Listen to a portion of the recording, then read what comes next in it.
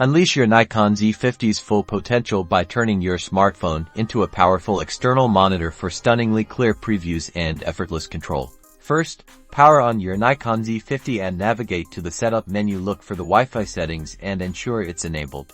On your smartphone, download and open the Nikon SnapBridge app. This essential app bridges the gap between your camera and phone.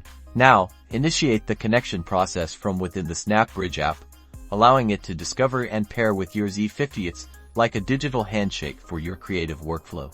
Once connected, select the remote photography option within SnapBridge. This is where the magic happens, bringing your camera's live view to your phone's larger screen. Instantly, you'll see a crisp, high-definition feed from your Z50's sensor on your smartphone. You can now tap on your phone's screen to precisely set your focus points, ensuring every detail is perfectly sharp. Beyond focus, you have the power to remotely adjust your Z50's exposure settings like aperture, shutter speed, and ISO directly from your phone. This is a game-changer for vlogging and achieving perfect shots without constantly reaching for your camera.